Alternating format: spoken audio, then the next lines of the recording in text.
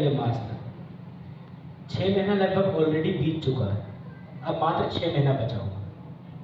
हम लोगों का ये लक्ष्य है इस बार कि लगभग हम लोग 8,000 से लेकर के और 10,000 लोगों को पहले ट्रेनिंग देंगे, उनको कौशल युक्त बनाएंगे, उनके हाथों में कारीगरी लेंगे और उसके बाद उनको क्या करेंगे, नौकरी लगवाएंगे।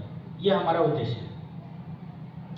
आप लोग जितने भी बच्चे यहाँ पर बैठे हुए हैं, एक चीज़ आप लोग अपने दिमाग में एकदम डाल दें कि जब तक आपके अंदर कोई हुनर नहीं होगा, कोई स्किल नहीं होगी या किसी भी तरीके से कारीगरी नहीं होगी, तो आप मान करके चलिए कि आपको कोई रोजगार नहीं देगा।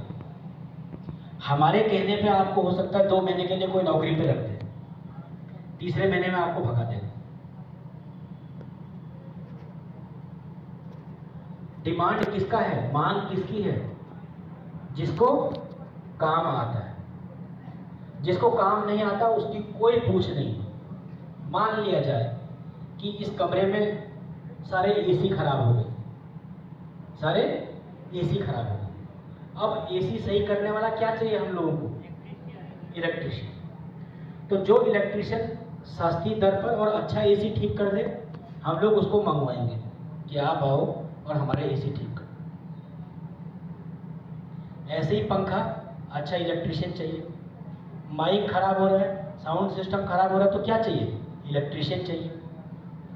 आप देखिए गांव में हमारी कितनी जल मीनारें खराब होती है कि नहीं होती? और किसी में बल्ब नहीं होता है, किसी में छोटी छोटी चीजें नहीं होती है, लेकिन वो जल मीनार वैसे की वैसे ही पड़ी हुई है। उस जल मीनार को ठीक करने वाला कोई नहीं है और फिर आके डीसी ऑफिस में आके बोलते हैं कि सर जल मीनार खराब पड़ा हुआ है। तो ज़्यादा बेहतर होता कि आप ही में से गांव के कुछ लोग वहाँ पर आसपास प्लम्बर की दुकान खोलते, प्लम्बर की ट्रेनिंग दिलवाएंगे हम लोग। आप लोग प्लम्बर की दुकान खोलेंगे और प्लम्बर की दुकान खोल करके महीने में 20,000, 30,000, 40,000 रुपये कमाएंगे। आप गांव में देखिए कि सब जगहों पर सोलर लाइट जितनी भी लगाई हुई है, सोलर पैनल जितने भी लगाए हुए हैं, सब खराब हो गए। हम लोगों को क्या चाहिए था? एक अच्छा सोलर ठीक करने वाला मैकेनिक चाहिए था, लेकिन मिलता ही नहीं।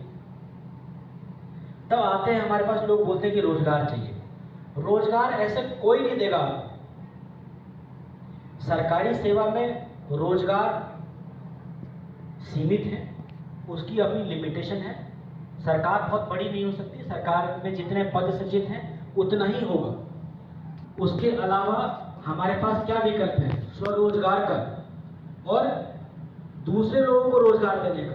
अब आप देखिए, कोई आदमी अच्छी इलेक्ट्रिशियन की दुकान खोल देता है, अपने यहाँ 2 कर्मचारियों को भी नौकरी पर रख देता है, तो आप देख लीजिए